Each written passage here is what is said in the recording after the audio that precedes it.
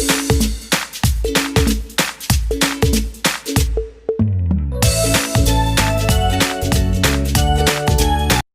Students, education गुरु के इस YouTube channel पर आपका एक बार फिर से स्वागत है।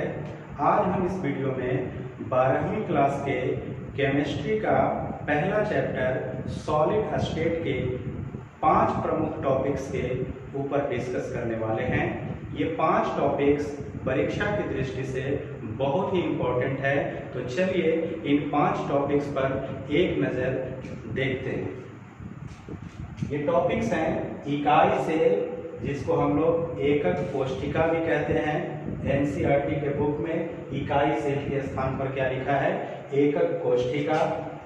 इकाई सेल के प्राचल, मतलब उसके अक्षीय कोण को देखेंगे इसके अंतर्गत, और उसके कोर की लंबाई को देखेंगे। इकाई सेल के प्रकार यानी types of a unit cell, मतलब इसमें हम इकाई सेल कितने प्रकार के होते हैं इसका वर्णन करेंगे।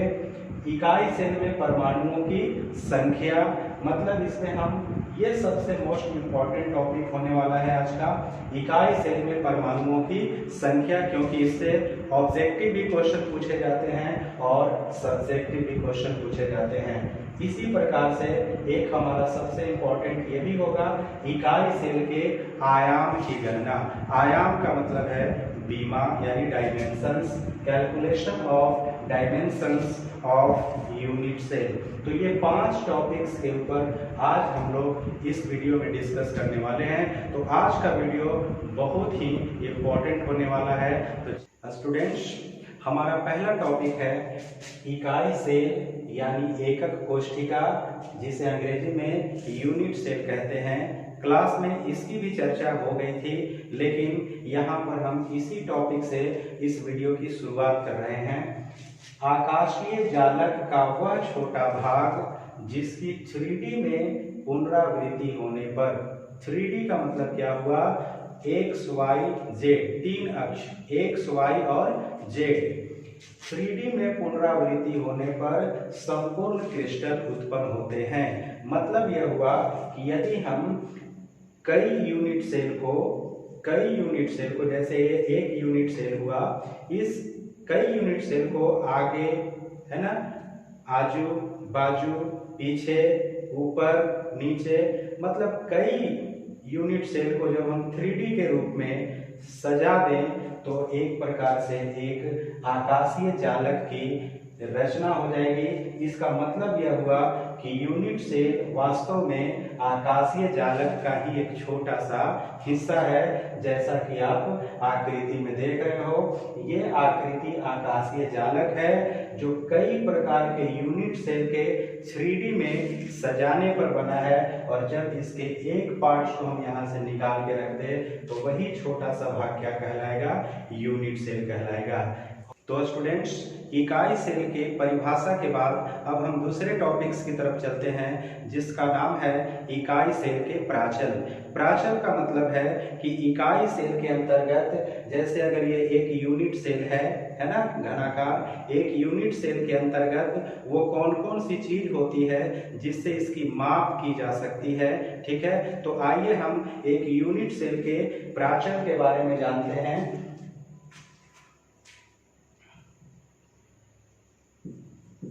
इकाई सेल के प्राचल मतलब parameters of a unit cell.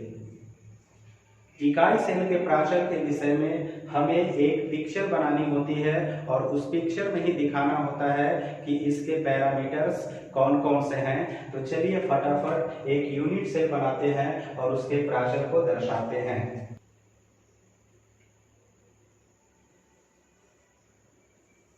एक यूनिट सेल हम बनाएंगे और यूनिट सेल बनाने के बाद हम इसके प्राचल को इसके अंदर दर्शाने की कोशिश करेंगे, सीखेंगे कि प्राचल कौन कौन से होते हैं और वे कहाँ कहाँ होते हैं।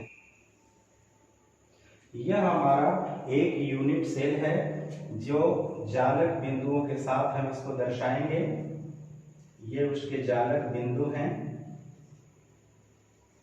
ठीक है, तो अब हम इसके अंतर्गत बताने वाले हैं कि प्राचल कहाँ होता है, मतलब एक यूनिट सेल के अंतर्गत वो कौन कौन सी चीज हैं जिसके कारण इसकी माप होती है। तो आप जरा सा देखें, अगर मैं इसको इस दिशा में बढ़ा दूं तो ये एक्स अक्ष हो जाता है। ठीक है, और अगर इसी चीज को ऊपर की ओर बढ़ा दूं तो ये हमारा क्या हो जाता है, वाई अक्ष हो जाता है। और जब आप मैथ के बुक में देखेंगे 3D चैप्टर में, तो एक और अक्ष होता है जिसका नाम है जेड। ठीक है, तो ये 3 अक्ष हो गए, एक्स, वाई और ये जेड। अब यहाँ पर देखें, इसे हम ए कहेंगे, इसे हम बी कहेंगे और इसे हम सी कहेंगे। यहाँ पर एक्स और वाई के बीच में हम अल्फा कहेंगे, y और z के बीच में यहाँ पर हम बीटा बोलेंगे और यहाँ पर हम इस चीज को गामा बोलने वाले हैं। तो ये हमारा एक यूनिट सेल के अंदर 2 प्राचल होते हैं। आइए जरा इसे आंसर के रूप में लिख लेते हैं।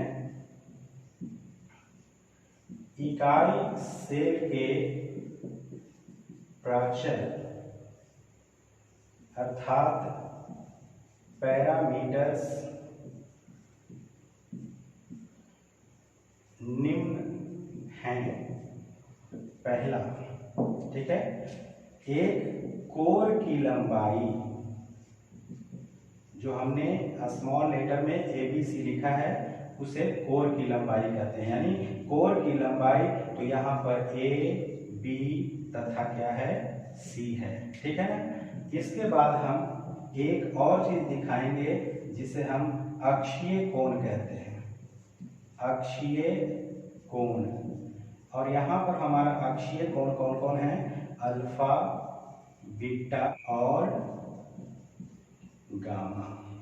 इस तरह से इकाई सेल के 2 प्राचल होते हैं, एक कोर की लंबाई जिसे हम स्मॉल लेटर में A, B तथा C बोलते हैं, और एक अक्षीय कोण जिसे अल्फा, बीटा और गामा से सूचित किया जाता है। तो ये बहुत ही छोटा सा एक प्रश्न है। देखिए, मैं इसको टॉपिक्स के अनुसार ही लिख रहा हूं और आप लोग इसे स्वतः क्वेश्चन के रूप में बना लीजिएगा।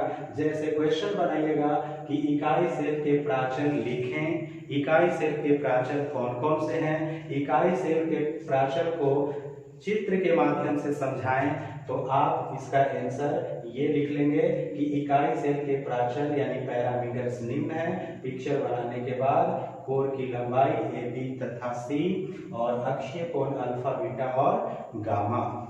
और जो पिक्चर अभी आपने बनाया है या अभी आप बोर्ड पर देख रहे हैं, उसमें एक इंटरेस्टिंग फैक्ट आपको मैं बता दूं कि इस प्रकार के यूनिट सेल में याद रखेंगे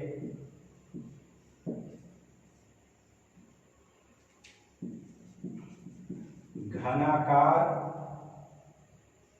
इकाई सेल में कोर की लंबाई जो होगी वो बराबर होगी, क्योंकि अगर ये घन है तो घन में सभी भुजाएं क्या होती हैं, समान होती हैं। तो यहाँ भले ही A, B तथा C से दिखाया गया हो, तो यहाँ पर A, B और C तीनों का मान क्या होगा, बराबर होगा। A बराबर B बराबर C तथा अक्षीय कोण 90 डिग्री के हो जाएंगे। यहाँ जो हमारा कोण बन रहा है ये भी 90 डिग्री का, यहाँ जो कोण बनता है ये भी 90 डिग्री का और यहाँ भी 90 डिग्री का। तो ये भी याद रखेंगे कि अल्फा बराबर बीटा बराबर गामा इक्वल टू कितना डिग्री, 90 डिग्री। और इस तरह का अगर एग्जाम्पल पूछता है तो ये हमारा नमक, सोडियम क्लोराइड का, और भी बहुत सारे हो सकते हैं, KCl का, AU का हो सकता है, कॉपर का हो सकता है, वगैरह वगैरह। ठीक है, तो ये एक छोटी सी पॉइंट मुझे याद आ गई थी, इसलिए मैंने चाहा कि आप इसको नोट कर लें। स्टूडेंट्स, अब हम अपने वीडियो के तीसरे टॉपिक की तरफ बढ़ते हैं। टॉपिक है इकाई सेल के प्रकार अर्थात टाइप्स ऑफ यूनिट सेल। यहाँ याद रखें, मैं टॉपिक्स को अपने तरीके से बोर्ड पर लिख रहा हूँ, आप लोग इसे क्वेश्चन और आंसर के रूप में लिख लेंगे। क्वेश्चन बनाएंगे कि इकाई सेल कितने प्रकार के होते हैं, उल्लेख करें, और जो मैं समझाने जा रहा हूं, जो लिखने जा रहा हूं, उसको आंसर के रूप में लिख लेंगे। तो यहाँ पर हम इकाई सेल के प्रकार को कैसे नोट करेंगे। यहाँ इकाई सेल, यूनिट सेल, तो यूनिट सेल के याद रखेंगे दो प्रकार होते हैं। पहला जो होता है वो है सरल घनीय इकाई सेल। सरल घनीय इकाई सेल, अंग्रेजी में इसे सिंपल या एक और नाम होता है प्रिमिटिव क्यूबिक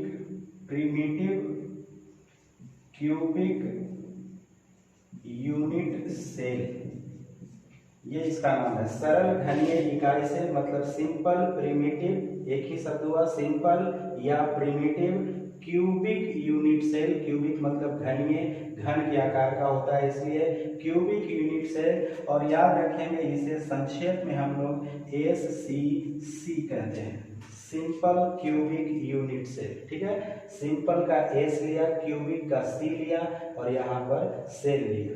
कई जगहों पर सिर्फ इसका एक ही नाम आता है, SC ही केवल बोलते हैं। ठीक है, simple unit cell, cubic cell बोलना कोई जरूरी नहीं है, सिंपल यूनिट सेल।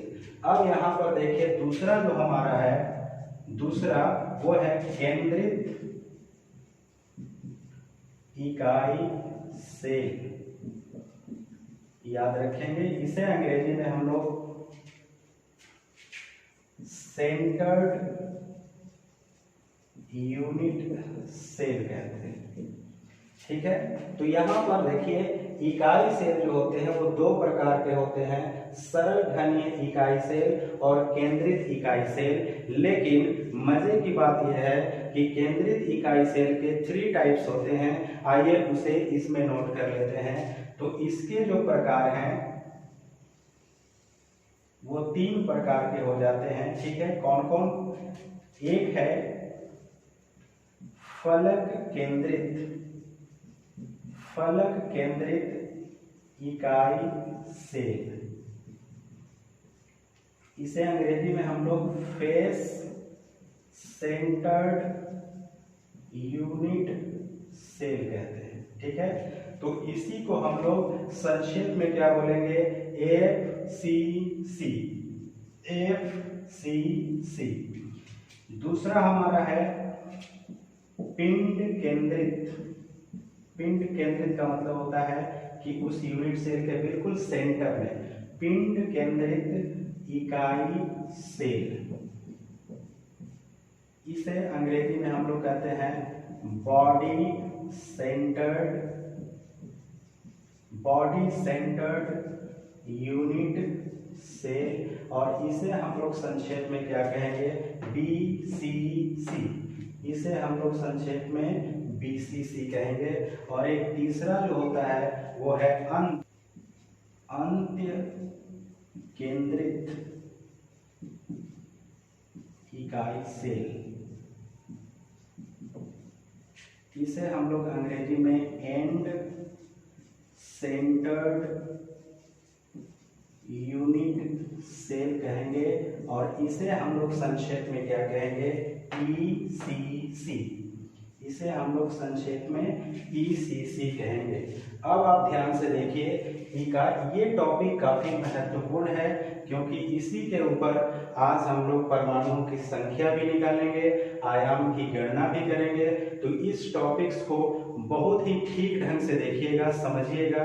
वीडियो को बार बार रिवर्स करके भी अगर देखना पड़े तो आप रिवर्स करके अवश्य देखेंगे।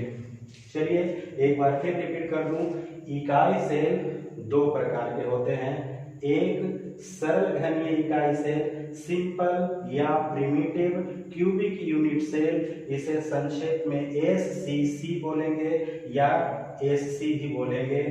इसी प्रकार से सेकंड हमारा है केंद्रित इकाई सेल, सेंटर्ड यूनिट सेल।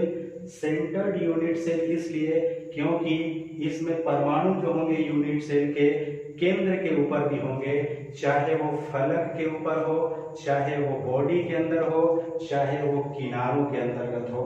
तो आइए जरा सा देखें, केंद्रित इकाई सेल तीन प्रकार के हो जाते हैं। एक है फलक केंद्रित इकाई सेल। फलक तो समझते ही होंगे, घन 6 फलकों से बनता है। जैसे एक कमरा है तो कमरे में 4 दीवार होती हैं, एक फर्श होता है और एक छत होता है। तो इस प्रत्येक जो मैंने पार्ट्स अभी बोला, जैसे एक दीवार ले लीजिए, है ना, तो एक दीवार एक फलक हुआ। जिस फर्श पर हम लोग खड़े हैं वो फर्श भी एक फलक हुआ, छत जो हुआ एक फलक हुआ। तो इस तरह से फलक केंद्रित यानी इस यूनिट सेल के फलक पर भी परमाणु होते हैं। पिंड केंद्रित इकाई सेल मतलब बॉडी सेंटर्ड यूनिट सेल, और अंत्य केंद्रित इकाई सेल जिसको एंड सेंटर्ड यूनिट सेल कहते हैं। तो संक्षेप में इसको एससी बोलेंगे, इसको हम लोग एफसीसी बोलेंगे, इसको बीसीसी बोलेंगे और इसको ईसीसी बोलेंगे। अब आइए इन सब चीजों को विस्तार से पढ़ लेते हैं। सरल घनीय इकाई सेल मतलब सिंपल या प्रिमिटिव यूनिट सेल। इसमें केवल जालक बिंदुओं, याद रखेंगे इसकी परिभाषा से ही हम एक टॉपिक्स को हल कर सकते हैं। इसमें केवल जालक बिंदुओं अथवा कोनों पर अवयवी कण, जिसको आप परमाणु कह सकते हैं, अवयवी कण यानी परमाणु उपस्थित होते हैं,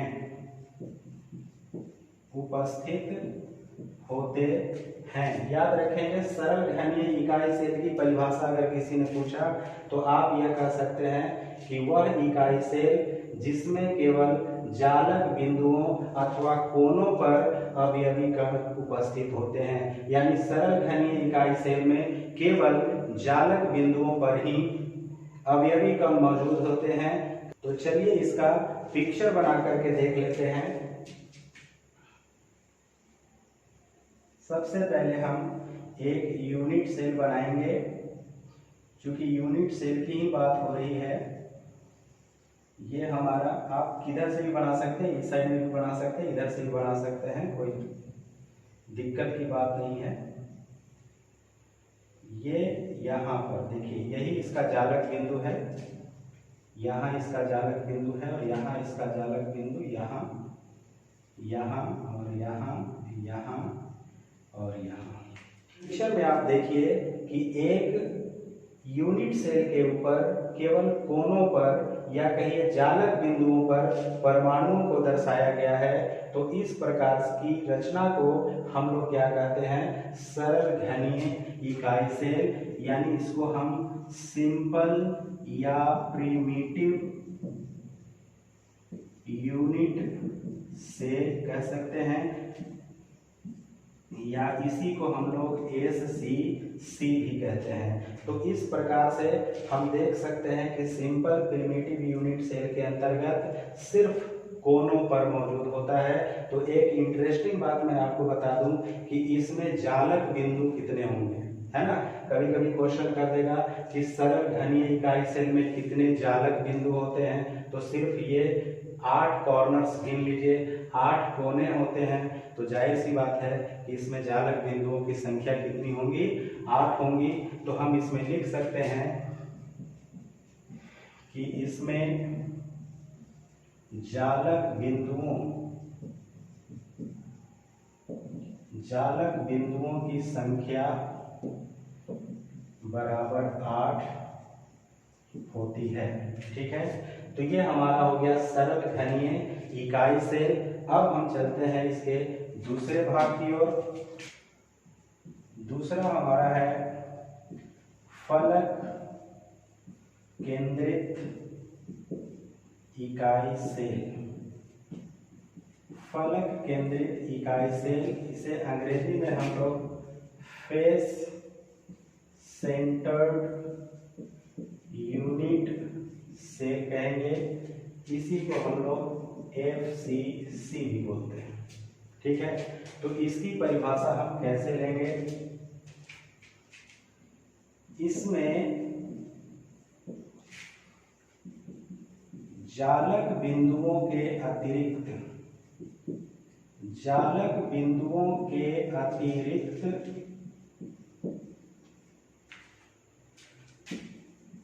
फलकों के केंद्र पर भी अवयवी कण यानी परमाणु उपस्थित होते हैं। यहाँ एक बात मैं आपको बता दूं कि यूनिट सेल कोई भी हो, ठीक है ना, यूनिट सेल कोई भी हो, कोनों पर तो होगा ही, जालक बिंदुओं पर तो होगा ही, बाद में उसकी परिभाषा के अनुसार बदलता चला जाएगा। जैसे आपने देखा सरल घनाकार इकाई सेल के कोनों पर तो है और कहीं नहीं है। फलक केंद्रित इकाई सेल में आप जाएंगे तो आपको जालक बिंदुओं पर मिलेगा ही मिलेगा। जालक बिंदुओं के अतिरिक्त, इसका मतलब है जालक बिंदु पर तो रहेगा ही, कहाँ रहेगा? तो नाम के अनुसार चलिए फलक केंद्रित यानी फलकों के केंद्र पर भी अवयवी कण उपस्थित होते हैं। जैसे चित्र से देख लीजिए, एक यूनिट सेल यहाँ पर ऐसे बना सकते हैं और इसको इससे मिलाइए, सबको आता होगा। और इसका सबसे पहले जालक बिंदु को दिखा दीजिए, क्योंकि इसने कहा है कि इसमें जालक बिंदुओं के अतिरिक्त, माने जालक बिंदुओं पर भी होता है और फलकों के केंद्र पर भी होता है। तो सबसे पहले हम जालक बिंदुओं को दिखा दें और इसके बाद अब हम एक चीज देखेंगे। देखिए 8 जालक बिंदु हो गए। अब फलक कितने हैं? मैंने अभी आपको बताया था कि फलक टोटल 6 होते हैं। तो 6 फलकों के सेंटर पर भी रख दीजिए। जैसे मान लीजिए कि ये छत है तो इसके अंदर से, ठीक है ना, ये छत के ऊपर ऐसे छत के अंदर से ही मान करके चलिए, और एक इसके ऊपर इस फलक, और ये जो पिछला जो दीवार आपको दिखाई दे रहा है उसके ऊपर, ठीक है ना, और ये इसके ऊपर देख लो, आप गिन करके देखो कितने हैं, 1 2 3 4 हुए हैं अभी 2 और, तो एक देखिए कि इसके ऊपर, क्योंकि ये जो हमारा फर्श है उसके ऊपर, और एक जो दिखाई देगा आपको, ये जो आप फलक देख रहे हैं सामने वाला हिस्सा जो यहाँ पर दिखाई दे रहा है, तो यहाँ पर ये तो आपका जालक बिंदु है। तो एक मैं आपको इसी में कहीं दिखा दे रहा हूँ, ठीक है ना। अब आप देख लो जरा गौर से, सेंटर्ड के ऊपर होगा एक, मैं यहाँ पर ऐसे शो कर दे रहा हूँ, ठीक है ना। अब देखना गौर से, मैं सब बता दे रहा हूँ, ये 8 कोनों के ऊपर और 6 फलकों के ऊपर। फलक देखिए कहाँ, एक इस दीवार के ऊपर तो एक उस दीवार के ऊपर होगा, एक यहाँ पर तो एक उसके ऊपर, एक जमीन पे तो एक छत के ऊपर भी, एक पीछे वाले दीवार पे तो एक सामने वाले दीवार पर भी। तो ये 6 फलकों पर भी अवयवी कण मौजूद होंगे। जैसा कि इस परिभाषा से स्पष्ट हो रहा है कि इसमें जालक बिंदुओं के अतिरिक्त फलकों के केंद्र पर भी अवयवी कण उपस्थित होते हैं। तो इस तरह की जब रचना दिखाई देगी तो उसको हम लोग क्या बोलेंगे? फेस सेंटर्ड यूनिट सेल, और इसको हम लोग संक्षेप में क्या कहेंगे? इसको संक्षेप में FCC बोलेंगे, ठीक है ना। फेस का मतलब होता है फलक, फलक केंद्रित यूनिट सेल, यानी फलक के केंद्र पर भी है। आपको मैंने बता दिया, कोई भी यूनिट सेल होगा उसके जालक बिंदुओं पर अवयवी कण होंगे ही, चाहे तो वो सरल घनीय सेल हो, फलक केंद्रित हो, पिंड केंद्रित हो या अंत केंद्रित हो, ठीक है ना, सबके कोनों पर मौजूद होगा। इस बात को एकदम गांठ बांध लीजिए। जो भी यूनिट सेल होंगे उनके जालक बिंदुओं पर तो होंगे ही होंगे और बाद में वो परिभाषा के अनुसार रिएक्ट करेगा। जैसे सरल घनीय इकाई सेल में सिर्फ कोनों पर होते हैं, फलक केंद्रित यानी फलक के केंद्र पर भी होंगे, कोनों पर तो होंगे ही, फलक के केंद्र पर भी होंगे। तो अब बताइए कि इसमें जालक बिंदुओं की संख्या कितनी हो गई, है ना। 8 तो पहले से थे और 6 फलकों पर आ गए, तो 8 और 6 कितने हो गए, बिल्कुल सही 14। तो यहाँ पर हम लिख लेंगे कि जालक बिंदुओं की संख्या, ये सब ऑब्जेक्टिव के लिए है कि ऑब्जेक्टिव में अगर पूछ दिया कि फलक केंद्रित इकाई सेल में जालक बिंदुओं की संख्या कितनी होती है, तो जालक बिंदुओं की संख्या 8 + 6 यानी 14, ठीक है, ये याद रखेंगे। अब हम अगले इकाई सेल की तरफ चलते हैं, पिंड केंद्रित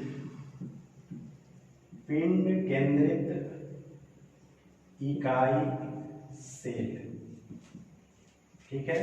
पिंड का मतलब है बॉडी सेंटर्ड यूनिट सेल, इसे हम लोग संक्षेप में BCC कहेंगे, ठीक है। पिंड केंद्रित, अब मैं आपको बता दूं कि एक यूनिट सेल के अंदर, है ना, ये यूनिट सेल अगर है तो इसके कोनों पर अगर है ना, 8 कोने के ऊपर में है तो इसको सिर्फ हम सरल घनीय इकाई सेल कहेंगे। और अगर फलक के ऊपर भी आ गया, है ना, फलक के ऊपर भी, सभी जगहों पर आ गया, फलक के ऊपर भी, ऊपर नीचे, कोनों पर तो हो गई, फलक पर भी आ गया, तो इसको हम लोग कहेंगे फेस सेंटर्ड यूनिट सेल। लेकिन अब जो है पिंड केंद्रित, बता सकते हो, कोनों पर तो रहेंगे ही, अगर ये पिंड केंद्रित है तो इसका मतलब क्या होगा कि कोनों पर तो होंगे ही, ठीक है ना, इसके अंदर जो किसी भुजा से कोई कांटेक्ट नहीं होगा, सिर्फ बॉडी के बीच में, जैसे मान लीजिए कि एक कमरा है तो इस कमरे के अंदर कोई चीज ऐसे टंगा हुआ बीच में, ठीक है ना, एक परमाणु बीच में इस तरीके से टंगा हुआ, जो किसी भाग से कोई कांटेक्ट नहीं है, कोई शेयर नहीं कर रहा है, ठीक है ना। तो इसकी परिभाषा हम कैसे देंगे, इसमें जालक बिंदुओं के अतिरिक्त, याद रखेंगे, अब जितने भी आएंगे सब में यही शब्द लिखेंगे, इसमें जालक बिंदुओं के अतिरिक्त, इसका मतलब यही होता है कि जालक बिंदुओं पर तो होगा ही, इसको छोड़कर और भी कहाँ होगा, पिंड। तो जालक बिंदुओं के अतिरिक्त पिंड के केंद्र पर भी अवयवी कण या परमाणु जिसको कहते हैं, अवयवी कण यानी परमाणु उपस्थित होते हैं, तो अब इसका पिक्चर जरा सा देख लेते हैं। एक यूनिट सेल हम बनाएंगे इस तरीके से, आप इधर से भी बना लीजिए, ये एक यूनिट सेल हुआ, ठीक है। अब पहला बात तो कि कोना पर तो रहेगा ही, ठीक है ना, जालक बिंदुओं के ऊपर तो रहेगा ही, तो आप यहाँ पर इस तरीके से 8 कॉर्नर्स के ऊपर गोल गोल बिंदु जैसा लगा लें। इसके बाद मैं आपको बहुत ही इंपॉर्टेंट चीज बताऊंगा, उसको समझिएगा। देखिए ये तो हो गया, लेकिन अब इसके अंदर, ठीक है ना, अब आप देखिएगा पिक्चर में, आप ऐसे पिक्चर को बनते हुए देखिएगा तो लगेगा कि किसी फलक के ऊपर है, लेकिन मैंने आपको बताया पिंड केंद्रित, मतलब उस घन के अंदर बीच में न तो वो किसी भी फलक से कांटेक्ट में नहीं है, बॉडी के सेंटर में। नाम ही इसका है बॉडी सेंटर्ड, मतलब घन एक बॉडी है तो बॉडी के अंदर बीच में वो लटका हुआ है। तो इसका मतलब कि अब मैं इसको एक कहीं भी स्थान पर एक ऐसे बना दे रहा हूँ। इसका मतलब क्या हुआ कि 8 कोनों के अतिरिक्त ये बॉडी के सेंटर में मौजूद है। तो इसका नाम हम लोग क्या रखेंगे, बॉडी सेंटर्ड यूनिट सेल। ठीक है, और इसको हम लोग संक्षेप में क्या कहते हैं, BCC, body centred unit cell. अब आप बता सकते हो क्या कि इसमें जालक बिंदुओं की संख्या कितनी है। आप बिल्कुल समझ चुके हैं, 8 और एक पिंड के ऊपर तो टोटल कितने, 9। ये आप बिल्कुल अब आपको समझ में आ रहा होगा। जालक बिंदुओं की संख्या, ठीक है, तो 8 तो कॉर्नर के ऊपर है और एक बॉडी के सेंटर में, तो टोटल कितने हो गए, 9 हो गए।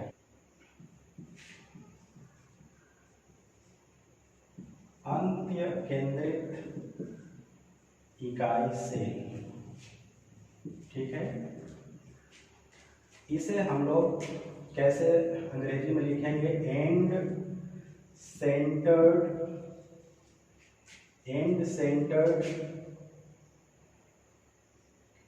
यूनिट सेल, और इसे संक्षेप में हम लोग क्या बोलेंगे, ईसीसी बोलेंगे। ठीक है, अब इसकी परिभाषा कैसे देंगे कि इसमें जालक बिंदुओं के अतिरिक्त, बहुत ही आसान होने वाला है परिभाषा, ऐसे तो बस मेरे साथ पढ़ते पढ़ते आप लोगों को याद हो जाएगा।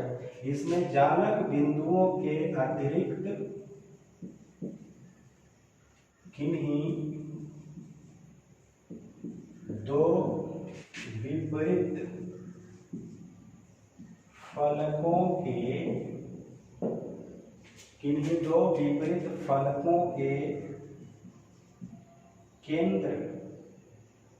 केंद्रों लिखते हैं, विपरीत फलकों के केंद्रों पर भी अवयवी कण उपस्थित होते हैं। चलिए इसकी परिभाषा के अनुसार पिक्चर बना करके देखते हैं।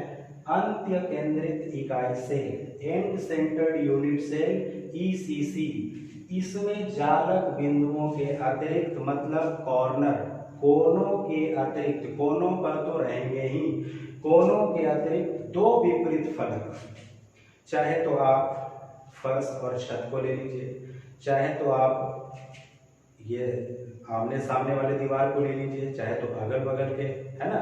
तो इन भाग पर कोई भी दो विपरीत फलक पर, जैसे मान लीजिए कि हम फर्श कहते हैं तो फर्श के अकॉर्डिंग विपरीत फलक हमारा क्या होता है, छत होता है, ठीक है ना।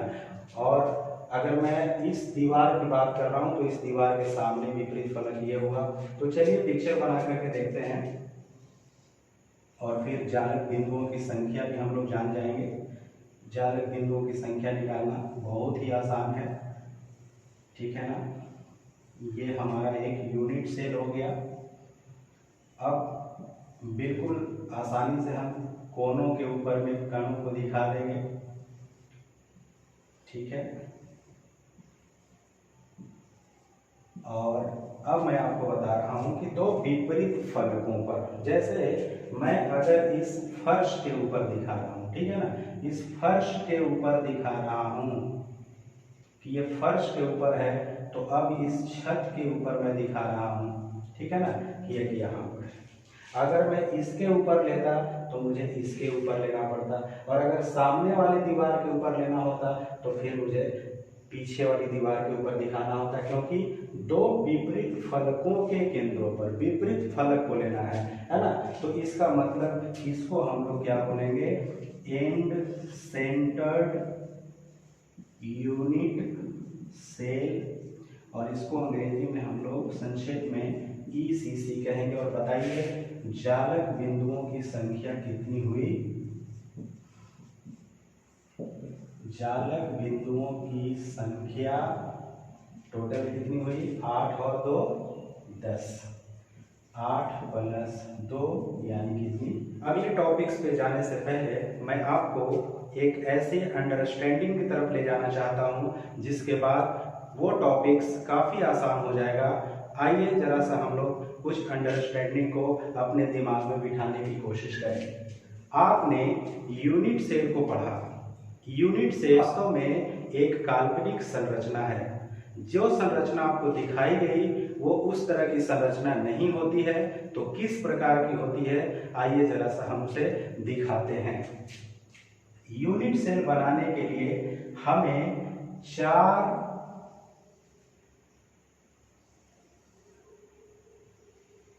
गोलों को इस तरीके से, ठीक है ना, 4 गोले इस तरीके से और 4 गोले फिर इसके पीछे, ठीक है ना। और जब उसके सेंटर को आपस में मिलाते हैं, जब उसके सेंटर को आपस में मिलाते हैं तब जाकर के हमारे पास एक घन के जैसा बनता है। जैसे मान लीजिए कि इसके पीछे भी है ना, इसके पीछे अगर कोई गोला होता तो उसके सेंटर से इसको जोड़ा जाता, ठीक है ना, इसके सेंटर से उसको जोड़ा जाता, इसके सेंटर से उसको, इसके सेंटर से उसको, तो एक कौन सी रचना बन जाती, घन की तरह की रचना बन जाती।